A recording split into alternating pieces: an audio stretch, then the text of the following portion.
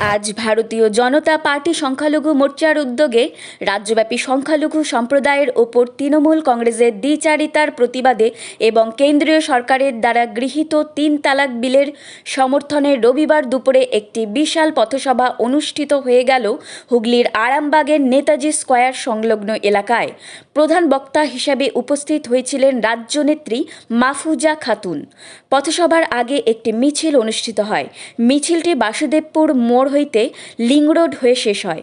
মূল সভাস্থলে উপস্থিত ছিলেন সাংগঠনিক জেলা সভাপতি তথা পুরসুরা বিধায়ক বিমান ঘোষ, আরামবাগ বিধায়ক মধুসূদন বাগ, গোঘাট বিধায়ক বিশ্বনাথ কারক, কাউন্সিলর বিশ্বজিৎ ঘোষ থেকে শুরু করে অন্যান্য ব্যক্তিবর্গ।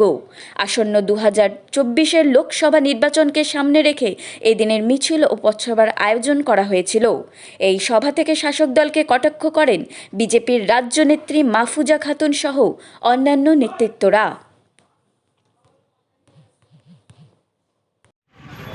উদ্দেশ্য হচ্ছে, আপনারা জানেন যে তৃণমূল কংগ্রেস শুধু মুসলিম দরদি, মুসলিমদের মুশিয়া। তৃণমূল কংগ্রেসের যে সরকার, মহামাটি মানুষের নেত্রী যিনি রাজ্যের মাননীয় মুখ্যমন্ত্রী, উনি মুখেই বলেন যে উনি মুসলিম দরদি এবং মুসলিমদের মুশিয়া। কার্যক্ষেত্রে ঠিক তার উল্টোটা। এবং যেখানে যেখানে মুসলিমদের উন্নয়ন, সার্বিক উন্নয়ন করা আমাদের বক্তব্য হচ্ছে, ভারতীয় জনতা পার্টি, আমাদের দেশের মাননীয় প্রধানমন্ত্রীর স্লোগান হচ্ছে একটাই, সবকা সাথ, সবকা বিকাশ, সবকা বিশ্বাস, সবকা প্রয়াস। উনি কখনোই মুসলিম অমুসলিম এই কথাটা আসেন বলেন না। এসসি এসটি ওবিসি মুসলিম নন মুসলিম এই কথা উনি বলেন না। আমাদের বক্তব্য হচ্ছে সমস্ত মানুষের সার্বিক উন্নয়ন করতে হবে। সে ধর্ম তার নিজের জায়গা, ধর্ম নিজের ব্যাপার, কিন্তু সার্বিক উন্নয়ন যে যখন ক্ষমতায় থাকবে তাকে সেটা করতে হবে। সমস্ত মানুষের, বিশেষভাবে যারা অর্থনৈতিকভাবে পিছিয়ে পড়ে, যারা শিক্ষিত বেকার ছেলেমেয়ে, তাদের সার্বিক উন্নয়ন করতে হবে। কিন্তু এই মুখ্যমন্ত্রী ডিভাইডেড অ্যান্ড রুল পলিসি চালু করছে। ডিভাইডেড মানুষকে ডিভাইডেড এবং ডিভাইডেড অ্যান্ড রুল পলিসি, ইংরেজদের যে পলিসি, তিনি এখানে সেটা চালু করছেন। সিএ বা এনআরসি নিয়ে কি বলবেন? সিএ এবং এনআরসি আপনারা জানেন, এটা 2019 সালে লোকসভায় পাস হয়েছে, রাজ্যসভায় পাস হয়েছে, মাননীয় রাষ্ট্রপতির সই হয়েছে। সিএ বিল নেই, এখন আইনে পরিণত হয়ে গেছে। আমাদের মাননীয় স্বরাষ্ট্রমন্ত্রী অমিত শাহজি বলেছেন সিএ হবে, এনআরসি হবে। সিএ তো এখান থেকে মুসলিমদের তাড়িয়ে দেওয়ার বিষয়টা নয়, কিন্তু এখানকার একটা অংশ, বিশেষত তৃণমূল কংগ্রেস, সংখ্যালঘু অংশের মানুষদের বিভ্রান্ত করছে, ভীতি এবং সন্তুষ্ট করে তাদের নিজেদের ভোট ব্যাংক হিসেবে ব্যবহার করবার জন্য সিএ এবং এনআরসির যুদ্ধ দেখাচ্ছে।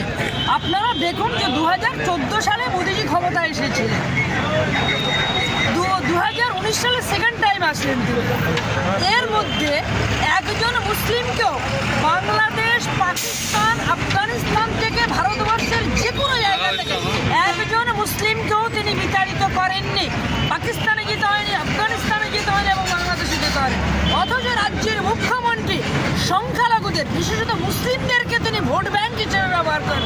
ভারতীয় জনতা পার্টির বক্তব্য হচ্ছে এবং ভারতীয় জনতা পার্টির নীতি আদর্শ হচ্ছে, আমরা ভোটারকে ভোটার হিসেবে ট্রিটমেন্ট করি, কখনোই তাদের ভোট ব্যাংক হিসেবে নয়।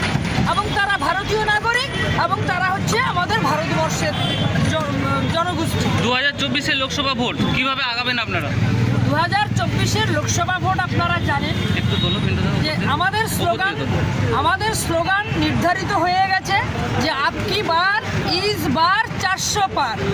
2019 সালে এই রাজ্যের মুখ্যমন্ত্রী 24টা দলকে নিয়ে এসে ব্রিগেডে মিটিং করে হাতে হাতে হাত ধরে দাঁড়িয়ে বলেছিল 2019 বিধানসভার ভোটের আগে 2019 সালের 19শে জানুয়ারি ব্রিগেডের ময়দানে দাঁড়িয়ে রাজ্যের মাননীয় মুখ্যমন্ত্রী বলেছিলেন যে 2019 বিজেপি পুলিশ, সেই সময় তিনি স্লোগান দিয়েছিলেন। কিন্তু মানুষ সেটা তার উল্টো করে দেখিয়েছে। 2014 সালে যত সাংসদ ছিল 303খানা সাংসদ নিয়ে ওভার মেজরিটি নিয়ে মোদিজি আবার দ্বিতীয়বারের জন্য প্রধানমন্ত্রীর আসনে বসেছিলেন।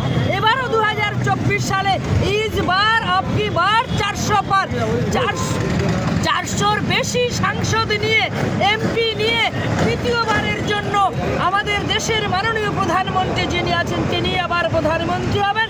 এবং এই আরামবাগ লোকসভা এখানে পদ্মফুল ফুটবে। 2019 সালে এখানে ভোট চুরি করে করে ভোট চুরি করে 30 থেকে 35 খানা ব্যালট বাক্স মানে গণনায় হয়নি, তাতে ভোট ডিক্লেয়ার করে দিয়ে এখানকার তৃণমূল সাংসদকে বিজয়ী ঘোষণা করেছিলেন। এক কথা ভোট চুরি করে তিনি জিতেছেন। এবারের মানুষ সিদ্ধান্ত নিয়েছে আরামবাগ লোকসভার যে 7খানা বিধানসভা রয়েছে, তারা সিদ্ধান্ত নিয়েছে এই আরামবাগ লোকসভার মা বোনেরা, ভোটাররা, বেকার ছেলে মেয়েরা, তারা সিদ্ধান্ত নিয়েছে এবারে আরামবাগ লোকসভাতে পদ্মফুল ফুটবে এবং এই আসন মোদিজিকে উপহার দেবে এখান থেকে পদ্মফুল ফুটিয়ে। আচ্ছা, পশ্চিমবঙ্গে কতগুলো আসন পাবেন এবারে? পশ্চিমবঙ্গে আপনারা জানেন গত 29 নভেম্বর আমাদের দেশের স্বরাষ্ট্রমন্ত্রী মাননীয় অমিত শাহজি এসেছিলেন ধর্মতলায় সভা করতে। উনি সভা করে বলে দিয়েছেন প্রকাশ্য সভায় যে এই রাজ্য থেকে কম করে 30 থেকে 35 খানা ভারতীয় জনতা পার্টির এখানে আসন জিতবে এবং রাজ্যের মানুষ সেই মেন্টালিটি তারা মানসিকভাবে তৈরি হয়ে আচ্ছা, আপনাদের দলের এখনো অনেক সাংসদ বা এমএলএ বেসুরো, কি বলবেন? না কোনো বেসুরো নেই, সব সুর এক সুর। ওগুলো কিছু বাজারি কাগজপত্র, কিছু দিদিমণির পেটুয়া কাগজপত্র এবং ইলেকট্রনিক মিডিয়া এগুলো গুজব রটাচ্ছে, গসিপ রটাচ্ছে, বাইরে গুজব ছড়াচ্ছে।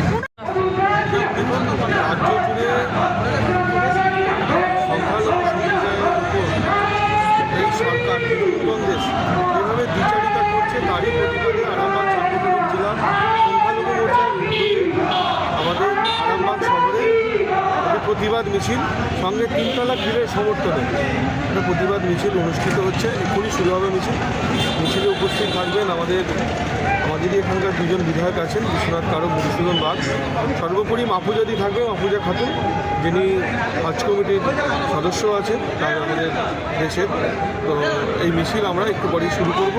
এই মিছিলের থেকে একটা বার্তা ক্লিয়ার হবে যে সংখ্যালঘু সম্প্রদায়ের মানুষদের যেইভাবে এই সরকার তোষণের বাহানা করে বঞ্চিত করছে, তারই একটা প্রতিবাদ। আজকের পদযাত্রা সংখ্যালঘু সম্প্রদায়ের মানুষ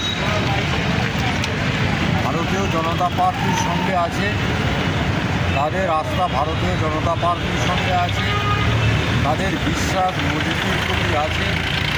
মোদিজির যে সবকা বিকাশ, সবকা প্রয়াস, সবকা বিশ্বাস, এই যে স্লোগান, সেই স্লোগানের সঙ্গে সহমত হয়ে ভারতীয় জনতার সংখ্যালঘু মোর্চার বিভিন্ন অঞ্চলের সংখ্যালঘু ভাই এবং মায়েরা আজকের এই মিছিলে উপস্থিত হয়েছে।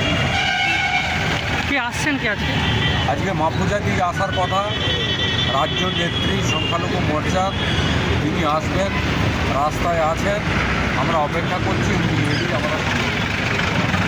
এবার পুজোয় জনতা জনার্দন নিজের পদযুগলকে ভরিয়ে তুলুন নতুন সৌন্দর্যে। ভাবছেন কোথায় যাবেন? তাহলে দেরি না করে আজই চলে আসুন জনতা শু হাউসে।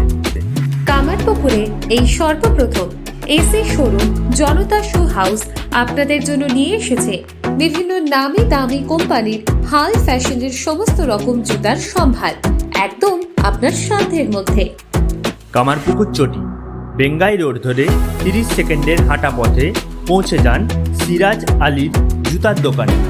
শনি মন্দির সন্নিকটে Janata shoe house, proprietor Siraj Ali.